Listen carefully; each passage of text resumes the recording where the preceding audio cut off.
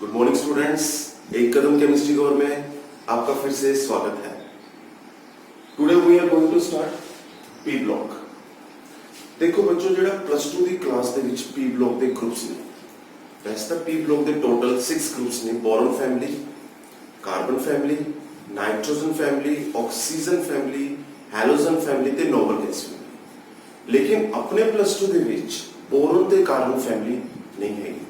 ਤਾਂ ਆਪਾਂ nitrogen family ਤੋਂ ਸਟਾਰਟ ਕਰਾਂਗੇ, that is 15th group।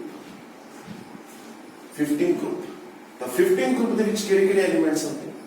Nitrogen, phosphorus, arsenic, ਐਂਟੀਮਨੀ ਤੇ ਬਿਸਮਥ। ਇਹ 15th group ਦੇ ਐਲੀਮੈਂਟਸ ਨੇ। ਹੁਣ ਇਹਨਾਂ 15th group ਦੇ ਐਲੀਮੈਂਟਸ ਦੇ ਵਿੱਚ ਆਪਾਂ ਕਨਸੈਪਚੁਅਲ ਕੁਐਸਚਨ ਬੇਸਡ ਇਸ ਟੌਪਿਕ ਨੂੰ ਕਵਰ ਕਰਾਂਗੇ, ਕਿਉਂਕਿ ਜਦੋਂ ਐਗਜ਼ਾਮ ਦੇ ਵਿੱਚ ਕੁਐਸਚਨ ਆਊਗਾ ਬੇਟਾ, ਉਹਦੇ ਵਿੱਚ ਬੱਚੇ ਨੂੰ ਇਹ ਕਲੀਅਰ ਨਹੀਂ ਹੁੰਦਾ ਜਦੋਂ ਆਪਾਂ ਟੌਪਿਕ ਸਟੱਡੀ ਕਰਦੇ ਹਾਂ ਕਿ ਉਸ ਕੁਐਸਚਨ ਦੇ ਵਿੱਚ ਆਨਸਰ ਐਕਚੁਅਲ ਚ ਕਿੰਨਾ ਲਿਖਣਾ ਹੈ, ਐਗਜ਼ੈਕਟ ਕੀ ਲਿਖਣਾ ਹੈ। ਤਾਂ ਇਸ ਲਈ ਆਪਾਂ ਇਸ ਪੂਰੇ ਦੇ ਪੂਰੇ ਚੈਪਟਰ ਨੂੰ ਹੀ ਕਨਸੈਪਚੁਅਲ ਬੇਸਡ ਕਵਰ ਕਰਾਂਗੇ। ਬਹੁਤ ਹੀ ਇੰਟਰਸਟਿੰਗ ਚੈਪਟਰ ਹੈ, ਹਰ ਚੀਜ਼ ਨੂੰ ਬਹੁਤ ਹੀ ਧਿਆਨ ਨਾਲ ਦੇਖਣਾ ਹੈ। ਪਹਿਲੀ ਗੱਲ, ਜਦੋਂ ਆਪਾਂ ਇਸ ਗਰੁੱਪ ਦੀ ਸਟੱਡੀ ਕਰ ਰਹੇ ਹਾਂ ਤਾਂ ਇਸ ਗਰੁੱਪ ਦੇ ਵਿੱਚ ਸਭ ਤੋਂ ਪਹਿਲਾਂ ਇਹ ਜਾਣਨਾ ਜ਼ਰੂਰੀ ਹੈ ਕਿ ਇਹਨਾਂ ਐਲੀਮੈਂਟਸ ਦੇ ਵਿੱਚ ਸਭ ਤੋਂ ਬਾਹਰਲੇ ਸ਼ੈਲ 'ਚ ਕਿੰਨੇ ਇਲੈਕਟ੍ਰੋਨਸ ਪ੍ਰੈਜ਼ੈਂਟ ਹੋਣਗੇ, ਜਿਨ੍ਹਾਂ ਨੂੰ ਆਪਾਂ ਕਹਿੰਦੇ ਹਾਂ ਵੈਲੈਂਸ ਸ਼ੈਲ ਇਲੈਕਟ੍ਰੋਨਸ। ਤਾਂ ਸਭ ਤੋਂ ਪਹਿਲਾਂ ਆਪਾਂ ਸਟੱਡੀ ਕਰ ਰਹੇ ਹਾਂ ਇਹਨਾਂ ਦੀ ਆਊਟਰ ਮੋਸਟ ਇਲੈਕਟ੍ਰੋਨਿਕ ਕਨਫਿਗਰੇਸ਼ਨ।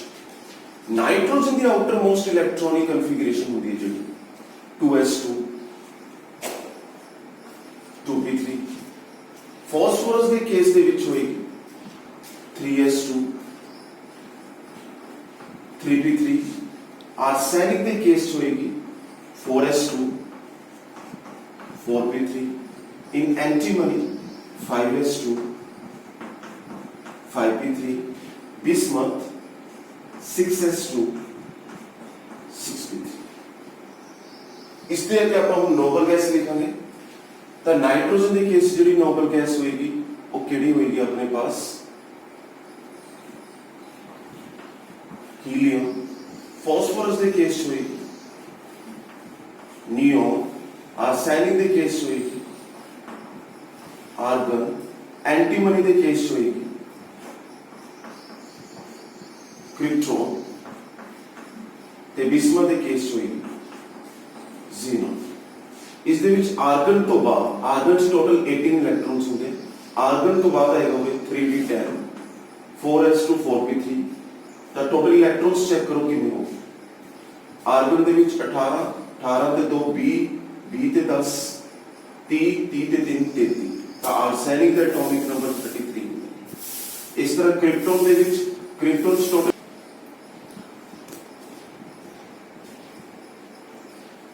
ਕ੍ਰਿਪਟੋਨ ਦੇ ਇਸ ਆਪਣੇ ਕੋਲ ਟੋਟਲ ਇਲੈਕਟ੍ਰੋਨਸ ਹੁੰਦੇ 36 ਤੇ 36 ਤੋਂ ਬਾਅਦ ਇਹਦੇ ਵਿੱਚ ਆਉਂਦਾ 14 10 5s2 5p3। ਤੇ ਇਸ ਦੇ ਟੋਟਲ ਇਲੈਕਟ੍ਰੋਨਸ ਬਣਦੇ ਨੇ 51। ਜ਼ੀਨੋਨ ਤੋਂ ਬਾਅਦ ਆਉਂਦਾ ਆਪਣੇ ਪਾਸ, ਜ਼ੀਨੋਨ ਦੇ ਵਿੱਚ ਟੋਟਲ ਇਲੈਕਟ੍ਰੋਨਸ ਹੁੰਦੇ 54। ਇਸ ਤੋਂ ਬਾਅਦ ਆਉਂਦਾ ਆਪਣੇ ਪਾਸ 4d 5d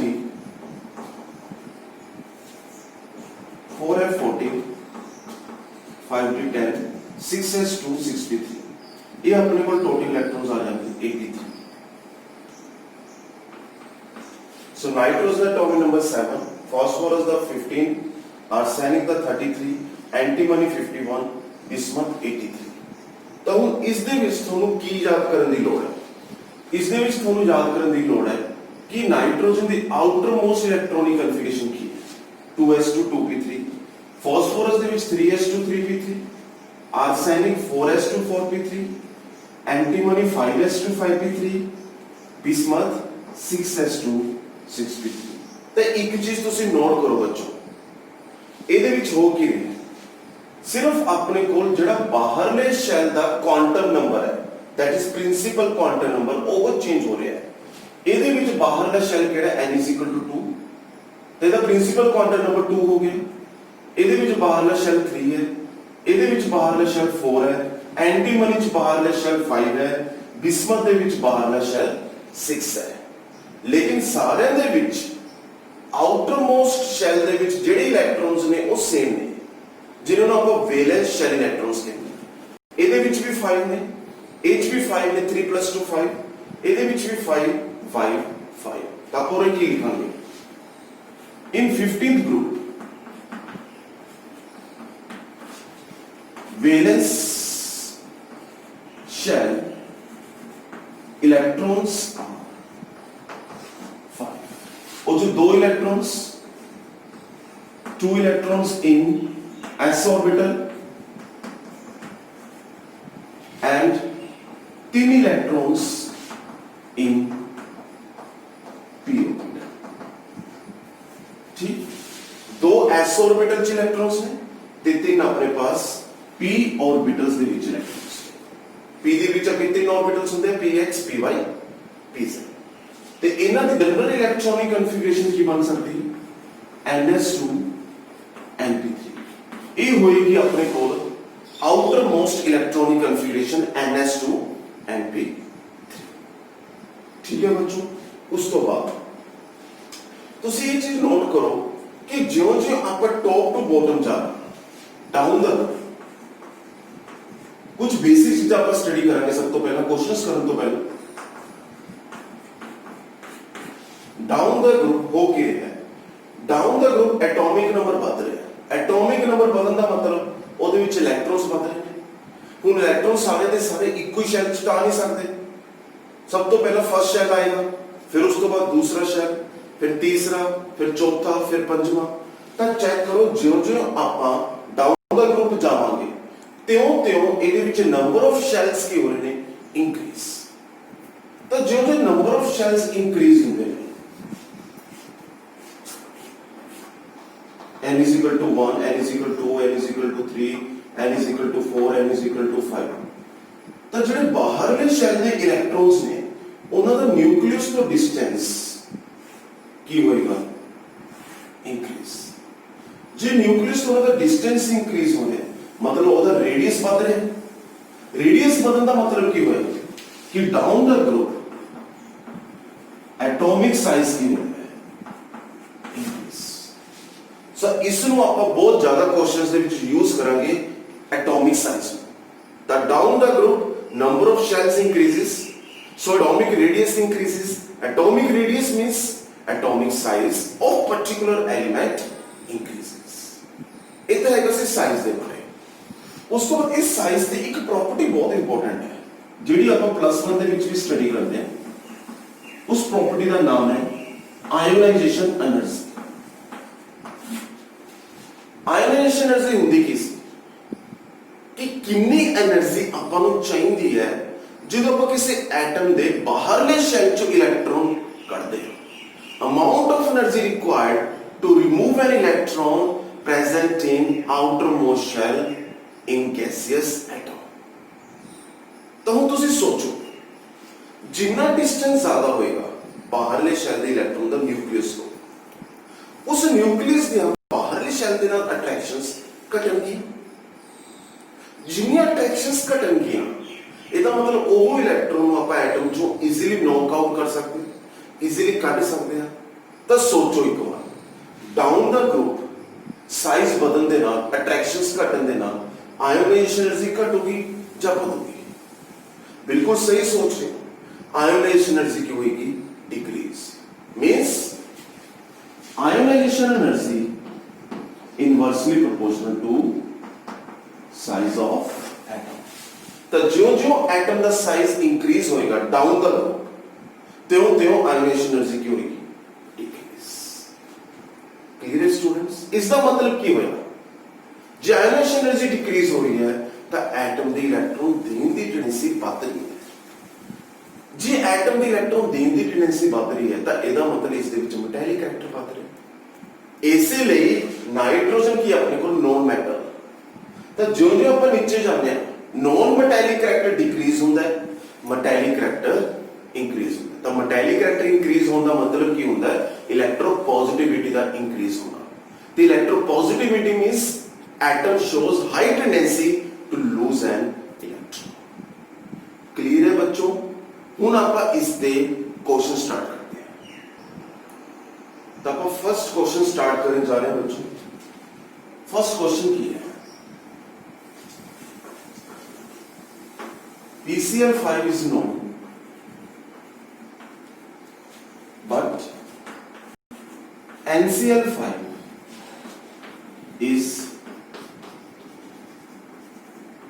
not known. Give reason.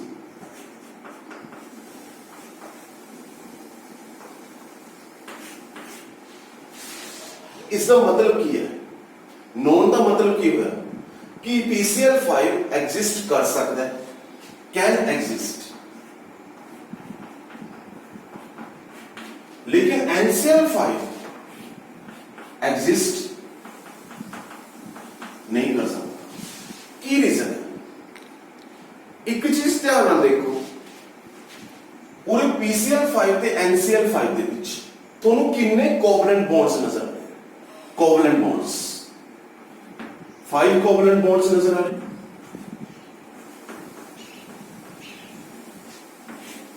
क्योंकि उरे भी 5 क्लोरीन है, इथे भी 5 क्लोरीन है। तो अगर कोवलेंट बॉन्ड्स बनाने आप तो कोवलेंट बॉन्ड्स ਲਈ ਕੀ ਪ੍ਰਾਈਮ ਕੰਡੀਸ਼ਨ ਹੁੰਦੀ ਹੈ ਕਿ ਸੈਂਟਰਲ ਐਟਮ ਦੇ ਕੋਲ 5 ਹਾਫ ਫਿਲਡ ऑर्बिटल्स ਚਾਹੀਦੇ ਨੇ, क्योंकि कोवलेंट बॉन्ड इक्वल शेयरिंग ਦੇ ਨਾਲ ਬਣਦਾ ਹੈ। इक्वल शेयरिंग मींस एक इलेक्ट्रॉन फास्फोरस का, एक इलेक्ट्रॉन क्लोरीन का, इस केस दे विच एक इलेक्ट्रॉन नाइट्रोजन का, एक इलेक्ट्रॉन क्लोरीन का। तो जे तुसी 5 कोवलेंट बॉन्ड्स बनाने तो सेंट्रल एटम दे कोल 5 की होने चाहिए ने हाफ फिल्ड ऑर्बिटल्स। हुण आपां देखदे हां कि व्हाट इज द रीजन कि इहदे विच अगर PCl5 बन रहा तो 5 कोवलेंट बॉन्ड्स बन रहे हैं। 5 कोवलेंट बॉन्ड्स का बनने का मतलब की होया 5 हाफ फिल्ड ऑर्बिटल्स होंगे, ਇਹਦੇ ਵਿੱਚ ਨਹੀਂ ਹੋਣਗੇ। ਦੇਖਿए आप नाइट्रोजन का एटॉमिक नंबर की है 7। नाइट्रोजन की इलेक्ट्रॉनिक कन्फिगरेशन ਤੁਸੀਂ ਬਾਹਰਲੀ ਬੇਟਾ ਸਿਰਫ ਯਾਦ ਕਰੋ, ਬਾਹਰਲੀ that is outer most electronic configuration. वो की अपने पास 2s2 2p3 ਤਾਂ ਦੋ ਇਲੈਕਟ੍ਰੋਨ 2s ਦੇ ਵਿੱਚ एक इलेक्ट्रॉन px py ਤੇ pz ਦੇ ਵਿੱਚ। ਠੀਕ, ਹੁਣ ਦੇਖੋ 5 ਕੋਵਲੈਂਟ ਬੌਂਡਸ ਬਣਾਉਣ ਲਈ 5 ਇਲੈਕਟ੍ਰੋਨਸ ਤਾਂ ਹੈਗੇ ਨੇ, ਲੇਕਿਨ ਇਹ ਸਾਰੇ ਦੇ ਸਾਰੇ 5 ਇਲੈਕਟ੍ਰੋਨਸ ਹਾਫ ਫਿਲਡ ऑर्बिटल ਦੀ ਫਾਰਮ 'ਚ ਪ੍ਰੈਜ਼ੈਂਟ ਨਹੀਂ ਹੈ। ਹੁਣ ਆਪਾਂ ਇਹ ਸੋਚਦੇ ਹਾਂ ਕਿ ਚਲੋ ਇਸ ਇਲੈਕਟ੍ਰੋਨ ਨੂੰ ਆਪਾਂ ਅੱਗੇ ਭੇਜ ਦਈਏ, ਜਿਹਨੂੰ ਆਪਾਂ ਕਹਿੰਦੇ ਆ ਐਕਸਾਈਟੇਸ਼ਨ, ਕਿ ਆਪਾਂ ਇਹਦੀ ਐਕਸਾਈਟੇਸ਼ਨ ਕਰਵਾਉਂਦੇ, लेकिन यदि एक्साइटेशन पॉसिबल ही नहीं है। ਉਹਦਾ ਰੀਜ਼ਨ ਕੀ ਹੈ? ਐਕਸਾਈਟੇਸ਼ਨ ਲਈ ਆਪਣੇ ਕੋਲ ਅੱਗੇ ਕੀ ਹੋਣਾ ਚਾਹੀਦਾ ਹੈ?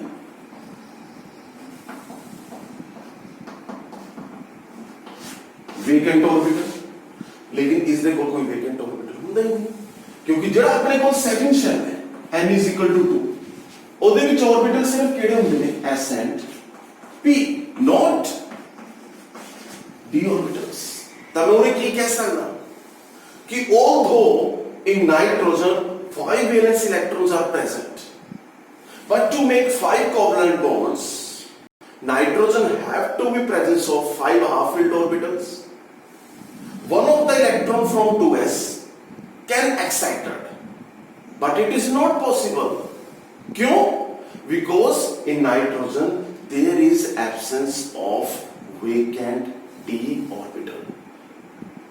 इस चीज ਨੂੰ ਧਿਆਨ ਨਾਲ ਪਕੜੋ। क्वेश्चन ਦੇ ਵਿੱਚ अगर ਤੁਸੀਂ ਆਨਸਰ ਨੂੰ ਸਹੀ ਪ੍ਰੋਪਰਲੀ ਪੂਰੇ ਨੰਬਰ ਦੀ ਫਾਰਮ 'ਚ ਲਿਖ ਕੇ ਆਣਾ ਹੈ ਤਾਂ ਇਹ ਚੀਜ਼ ਦੇਖਿਆ ਕਰੋ ਇੰਪੋਰਟੈਂਟ ਲਾਈਨ ਕਿਹੜੀ ਹੈ, ਇਹਦੇ ਵਿੱਚ ਇੰਪੋਰਟੈਂਟ ਲਾਈਨ ਕੀ ਹੈ। ਇਨ ਕੇਸ ਅਗਰ ਤੁਹਾਨੂੰ ਇਹ ਚੀਜ਼ਾਂ ਉੱਤੇ ਦਿਮਾਗ 'ਚ ਨਹੀਂ ਰਹਿੰਦੀਆਂ ਬੇਟਾ, ਤਾਂ ਉੱਥੇ ਤੁਸੀਂ ਕੀ ਲਿਖਿਓ ਕਿ in nitrogen there is absence of vacant d orbitals, ਤਾਂ ਕਰਕੇ ਉੱਥੇ 5 ਕੋਵਲੈਂਟ ਬੌਂਡਸ ਨਹੀਂ ਬਣ ਸਕਦੇ।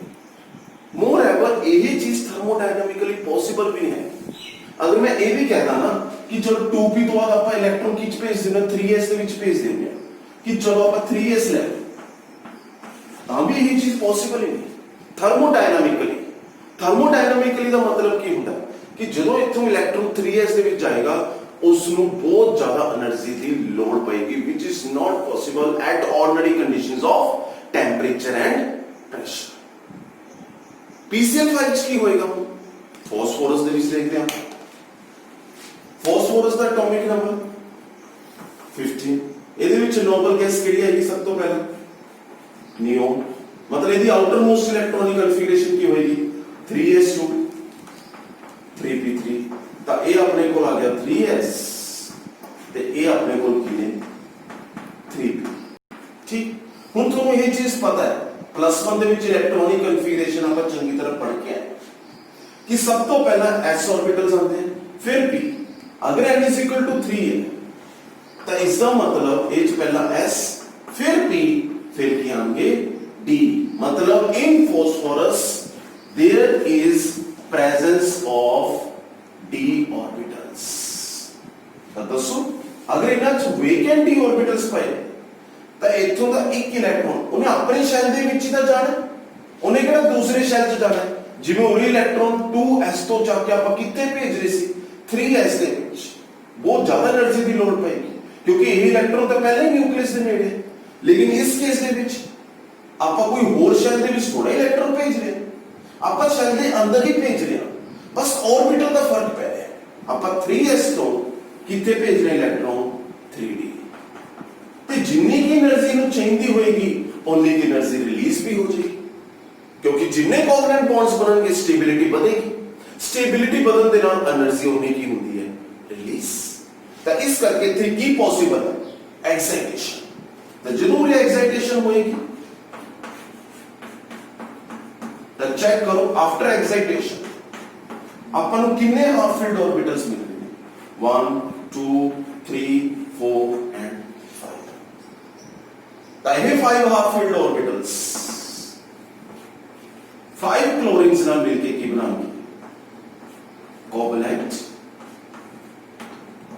bonds। clear है question students? so PCl5 can exist। ਤਾਂ ਹੁਣ ਮੇਨ ਓਵਰਆਲ ਕੰਕਲੂਡਿੰਗ ਪਾਰਟ ਕੱਢਿਆ ਕਰੋ ਇਸ ਦਾ ਕਿ ਕੰਕਲੂਡਿੰਗ ਪਾਰਟ ਕੀ ਹੈ। ਜੇ ਮੰਨ ਲਓ 2 ਮਾਰਕਸ ਆ ਗਿਆ, ਜੇ ਮੰਨ ਲਓ ਸਭ ਕੁਝ ਭੁੱਲ ਗਿਆ ਆਪਾਂ ਤਾਂ ਕਿਹੜੀ ਬੇਸਿਕ ਚੀਜ਼ ਦਿਮਾਗ 'ਚ ਰੱਖਣੀ ਆਪਾਂ ਨੇ। in nitrogen there is absence of vacant d orbital so no excitation possible, but in phosphorus there is presence of vacant d orbitals so we get 5 half filled orbitals in phosphorus but not possible in case of nitrogen। next question है अपने को second को ਜਿਹੜਾ ਆਪਣੇ ਕੋਲ ਬੱਚੋ PS3 ਹੈ। PS3 ਦਾ ਨਾਮ ਹੁੰਦਾ ਹੈ ਫਾਸਫੀਨ। Phosphine has lower boiling point than ammonia NH3। Ammonia नालों phosphine ਦਾ boiling point ਘੱਟ ਕਿਉਂ? ਜਦੋਂ ਵੀ boiling point ਤੇ क्वेश्चन ਆਵੇ ਤਾਂ ਉਹਦੇ ਵਿੱਚ ਇੱਕ ਚੀਜ਼ ਨੂੰ ਧਿਆਨ ਨਾਲ ਦੇਖਿਆ ਕਰੋ, ਉਹਨੂੰ ਆਪਾਂ ਕਹਿੰਦੇ ਹਾਂ ਇੰਟਰੈਕਸ਼ਨਸ।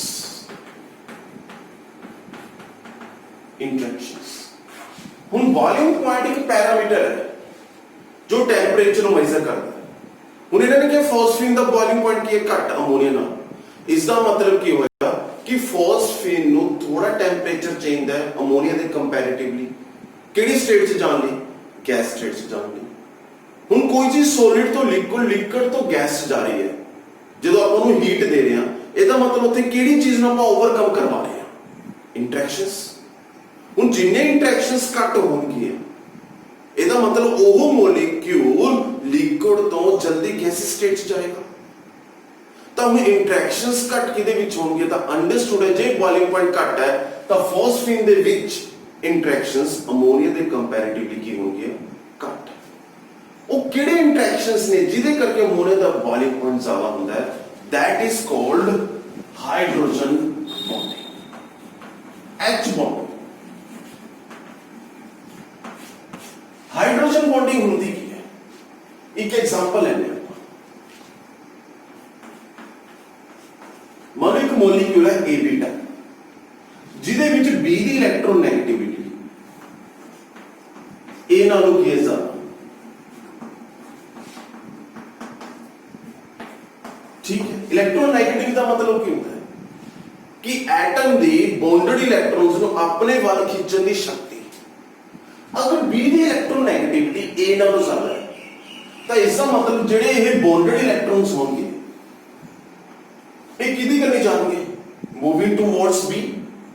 ਤਾਂ B ਤੇ ਕਿਹੜਾ ਚਾਰਜ ਆਉਣ ਲੱਗ ਜਾਏਗਾ, ਪਾਰਸ਼ੀਅਲ ਨੈਗੇਟਿਵ, ਕਿਉਂਕਿ ਹਾਲੇ ਬੌਂਡ ਕਿਹੜਾ ਬ੍ਰੇਕ ਕੀਤਾ ਆਪਾਂ। ਇੱਥੇ ਕੀ ਆਏਗਾ, ਪਾਰਸ਼ੀਅਲ ਪੋਜ਼ਿਟਿਵ। ਇਸੇ ਤਰ੍ਹਾਂ ਦਾ ਇੱਕ ਮੋਲੀਕੂਲ ਆਪਾਂ ਹੋਰ ਲੈ ਲੈਂਦੇ ਆਫ ਸੇਮ ਟਾਈਪ AB। ਤਾਂ A ਤੇ ਅਗੇਨ ਕੀ ਆਊਗਾ, ਪਾਰਸ਼ੀਅਲ ਪੋਜ਼ਿਟਿਵ, ਤੇ B ਤੇ ਕੀ ਆਏਗਾ, ਪਾਰਸ਼ੀਅਲ ਨੈਗੇਟਿਵ। ਹੁਣ ਚੈੱਕ ਕਰਕੇ ਦੇਖੋ, ਇਸ ਮੋਲੀਕੂਲ ਦਾ ਜਿਹੜਾ B ਹੈ ਉਹ ਇਸ ਮੋਲੀਕੂਲ ਦੇ A ਨੂੰ ਆਪਣੇ ਵੱਲ ਕੀ ਕਰ ਸਕਦਾ ਹੈ, ਅਟਰੈਕਟ, ਕਿਉਂਕਿ ਆਪੋਜ਼ਿਟ ਚਾਰਜ ਨਜ਼ਰ ਆ ਰਿਹਾ ਹੈ। ਇੱਥੇ ਨੈਗੇਟਿਵ ਹੈ, ਇੱਥੇ ਪੋਜ਼ਿਟਿਵ ਹੈ। ਤਾਂ ਬੱਚੋਂ ਇਸੇ ਇੰਟਰੈਕਸ਼ਨਸ ਨੂੰ, ਆਹ ਵਾਲੇ ਇੰਟਰੈਕਸ਼ਨਸ ਨੂੰ ਆਪਾਂ ਕੀ ਕਹਿ ਦਿੰਦੇ ਹਾਂ, ਹਾਈਡਰੋਜਨ ਬੌਂਡਿੰਗ। ਤਾਂ ਜਿਹੜੀ ਹਾਈਡਰੋਜਨ ਬੌਂਡਿੰਗ ਹੈ normal conditions of temperature and pressure ਤੇ ਤਿੰਨ ਐਲੀਮੈਂਟਸ ਦੇ ਵਿੱਚ ਨਜ਼ਰ ਆਉਂਦੀ ਹੈ, ਸਿਰਫ ਤਿੰਨ ਐਲੀਮੈਂਟਸ, ਫਲੋਰੀਨ, ਆਕਸੀਜਨ ਤੇ ਨਾਈਟ੍ਰੋਜਨ। ਫॉर्म ਇਸ ਨੂੰ ਇਸ ਤਰ੍ਹਾਂ ਜਾकर ਫॉर्म ਫਲੋਰੀਨ, ਆਕਸੀਜਨ, ਨਾਈਟ੍ਰੋਜਨ। ਤਾਂ ਚੈੱਕ ਕਰੋ ਇਹਨਾਂ ਤਿੰਨਾਂ ਦੇ ਵਿੱਚੋਂ ਇੱਕ ਐਲੀਮੈਂਟ ਤੁਹਾਨੂੰ ਨਜ਼ਰ ਆ ਰਿਹਾ, ਅਮੋਨੀਆ ਦੇ ਵਿੱਚ। ਤਾਂ ਆਪਾਂ ਕੀ ਕਹਿ ਸਕਦੇ ਹਾਂ, in ammonia there is presence of hydrogen bonding. ਤਾਂ ਇਸੇ ਹਾਈਡਰੋਜਨ ਬੌਂਡਿੰਗ ਕਰਕੇ ਅਮੋਨੀਆ ਦੇ ਵਿੱਚ ਦੂਸਰੇ ਅਮੋਨੀਆ ਦੇ ਨਾਲ ਇੰਟਰੈਕਸ਼ਨਸ ਬਹੁਤ ਜ਼ਿਆਦਾ ਹੋਣਗੀ ਤੇ ਇਸੇ ਇੰਟਰੈਕਸ਼ਨਸ ਕਰਕੇ ਅਮੋਨੀਆ ਐਗਜ਼ਿਸਟ ਕਰਦਾ ਹੈ as an associated molecules. Associated ਦਾ ਮਤਲਬ ਕੀ ਹੁੰਦਾ ਹੈ, ਇਕੱਠੇ, ਐਸੋਸੀਏਸ਼ਨ ਹੋਣਾ, ਇਕੱਠੇ ਹੋ ਜਾਣਾ। ਤਾਂ ਹੁਣ ਅਗਰ ਇਹ ਇਕੱਠੇ ਹੋ ਗਏ ਤਾਂ ਇਹਨਾਂ ਨੂੰ ਅਲੱਗ ਕਰਨ ਲਈ ਓਨੀ ਹੀ ਜ਼ਿਆਦਾ ਹੀਟ ਚਾਹੀਦੀ ਹੋਏਗੀ। ਆਪਾਂ ਨੂੰ ਟੈਂਪਰੇਚਰ ਉਨਾ ਹੀ ਵਧਾਉਣਾ ਪਏਗਾ, ਜਿਹਨੂੰ ਆਪਾਂ ਕੀ ਕਹਿ ਦਾਂਗੇ, ਬੋਇਲਿੰਗ ਪੁਆਇੰਟ। ਤਾਂ ਹੁਣ ਤੁਸੀਂ ਇਹਦੇ ਵਿੱਚ ਕੀ ਦਿਮਾਗ 'ਚ ਰੱਖਣਾ, ਸਭ ਤੋਂ ਪਹਿਲਾਂ ਤਾਂ ਇੰਟਰੈਕਸ਼ਨਸ, ਫਿਰ ਉਹਦੇ ਵਿੱਚ ਕਿਹੜੀ ਇੰਟਰੈਕਸ਼ਨ ਦਿਮਾਗ 'ਚ ਰੱਖੋਗੇ ਤੁਸੀਂ, ਹਾਈਡਰੋਜਨ ਬੌਂਡਿੰਗ। ਤਾਂ ਇਹਨੂੰ ਹੁਣ ਆਪਾਂ ਸਮ ਅਪ ਕਰਨਾ ਹੈ।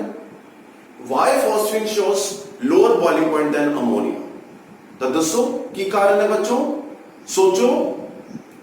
in ammonia there is presence of hydrogen bonding, so ammonia exists as an associated molecules which require high temperature as compared to phosphine to go in gaseous state.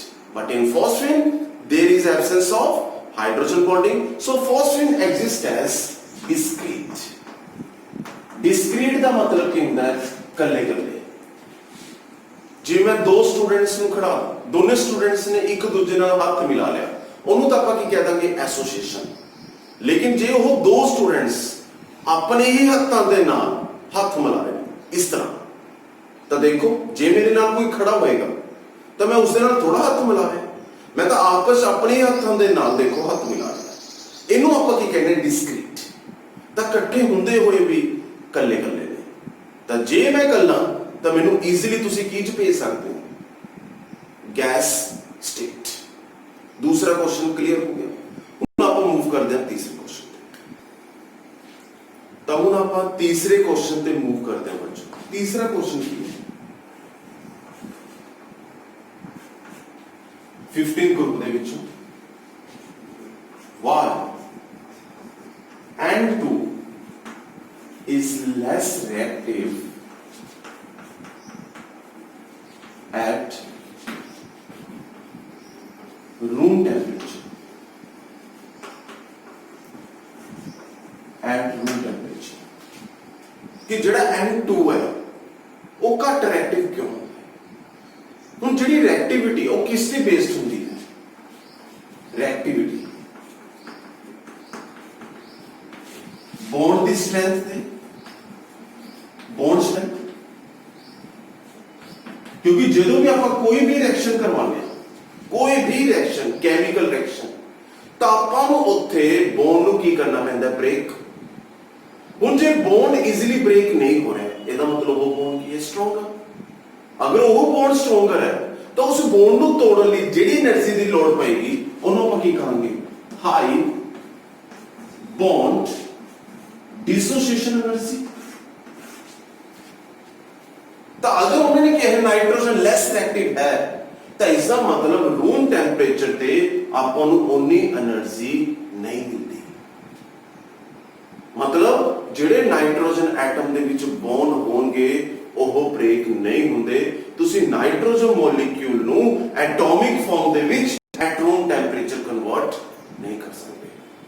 ਤੇ ਇਸ ਦਾ ਸਭ ਤੋਂ ਵੱਡਾ ਰੀਜ਼ਨ ਪਤਾ ਕੀ ਹੈ ਬੱਚੋ, ਕਿ ਜਿਹੜੇ ਦੋ ਨਾਈਟ੍ਰੋਜਨਸ ਹੁੰਦੇ ਨੇ ਉਹਨਾਂ ਦੇ ਵਿੱਚ ਵਿਚਾਲੇ ਕਿੰਨੇ ਬੌਂਡਸ ਹੁੰਦੇ ਆ, 3 ਮਲਟੀਪਲ ਬੌਂਡਸ ਆ ਪ੍ਰੈਜ਼ੈਂਟ। ਤਾਂ ਜਿੰਨੇ ਜ਼ਿਆਦਾ ਬੌਂਡਸ ਹੋਣਗੇ ਉਹ ਮੋਲੀਕੂਲ ਉਨੇ ਜ਼ਿਆਦਾ ਸਟੇਬਲ ਹੋ, ਕਿਉਂਕਿ ਉਹਨਾਂ ਬੌਂਡਸ ਨੂੰ ਤੋੜਨ ਲਈ ਉਨੀ ਜ਼ਿਆਦਾ એનર્ਜੀ ਦੀ ਲੋੜ ਪਏਗੀ। Think about it, just think about it. ਇੱਕ ਬੌਂਡ ਨੂੰ ਤੋੜਨ ਲਈ એનર્ਜੀ ਦੀ ਜ਼ਿਆਦਾ ਲੋੜ ਪਏਗੀ ਤਾਂ 3 ਬੌਂਡਸ। ਤਾਂ ਜੇ ਤੁਸੀਂ ਇਸ ਮੋਲੀਕਿਊਲ ਨੂੰ ਐਟੋਮਿਕ ਫਾਰਮ ਚ ਲੈ ਕੇ ਆਣਾ ਤਾਂ ਤੁਹਾਨੂੰ 3 ਬੌਂਡਸ ਬ੍ਰੇਕ ਕਰਨੇ ਪੈਣੇ। Means you have to require high bond dissociation energy. ਤੇ ਇੰਨੀ એનર્ਜੀ ਰੂਮ ਟੈਂਪਰੇਚਰ ਤੇ ਅਵੇਲੇਬਲ ਨਹੀਂ ਹੁੰਦੀ। ਇਸ ਕਰਕੇ nitrogen is less reactive at room temperature. ਤਾਂ ਆਪਾਂ ਨੇ ਅੱਜ ਸਭ ਤੋਂ ਪਹਿਲਾਂ 15 ਗਰੁੱਪ ਦੇ ਐਲੀਮੈਂਟਸ ਦੀ ਸਟੱਡੀ ਕੀਤੀ, ਉਹਨਾਂ ਦੇ ਮੈਟੈਲਿਕ ਕਰੈਕਟਰ ਤੇ ਆਇਓਨਾਈਜੇਸ਼ਨ એનર્ਜੀ ਦੀ ਸਟੱਡੀ ਕੀਤੀ। ਉਹਨਾਂ ਦੀ ਆਪਾਂ ਨੇ outer most shell electronic configuration ਲਿਖ ਕੇ ਦੇਖਿਆ ਕਿ ਉਹਦੇ ਵਿੱਚ ਕਿੰਨੇ ਵੈਲੈਂਸ ਇਲੈਕਟ੍ਰੋਨਸ ਹੁੰਦੇ ਆ। ਕਿੰਨੇ ਵੈਲੈਂਸ ਇਲੈਕਟ੍ਰੋਨਸ ਹੁੰਦੇ ਆ, 5। ਉਹਨਾਂ ਦੇ ਵਿੱਚੋਂ 3 ਹੁੰਦੇ ਨੇ p orbitals ਦੇ ਵਿੱਚ ਤੇ 2 ਹੁੰਦੇ ਆ s orbitals। ਫਿਰ ਉਸ ਤੋਂ ਬਾਅਦ ਆਪਾਂ ਨੇ 3 ਕੁਐਸਚਨ ਸਟੱਡੀ ਕੀਤੇ ਆ। ਮੈਂ ਸਭ ਤੋਂ ਪਹਿਲਾਂ ਉਹੀ ਬੱਚੋ ਕੁਐਸਚਨ ਸਟੱਡੀ ਕਰੂੰਗਾ ਜਿਹੜੇ ਐਗਜ਼ਾਮਸ ਪੁਆਇੰਟ ਆਫ ਵਿਊ ਨਾਲ ਬਹੁਤ ਜ਼ਿਆਦਾ ਕੀ ਨੇ, ਇੰਪੋਰਟੈਂਟ। ਤਾਂ ਪਹਿਲਾ ਕੁਐਸਚਨ ਆਪਣਾ ਕਿਸ ਤੇ ਸੀਗਾ, think about it, NCl5 PCl5 PCl5 exist करता है, NCl5 एग्जिस्ट नहीं करता। दूसरा क्वेश्चन की सी बॉइलिंग पॉइंट ते जेड़ा PS3 ਉਹਦਾ ਬੋਇਲਿੰਗ ਪੁਆਇੰਟ ਘੱਟ ਹੁੰਦਾ ਹੈ, ਅਮੋਨੀਆ ਦਾ ਬੋਇਲਿੰਗ ਪੁਆਇੰਟ ਜ਼ਿਆਦਾ ਹੁੰਦਾ ਹੈ। ਤੇ third question, why nitrogen is less reactive at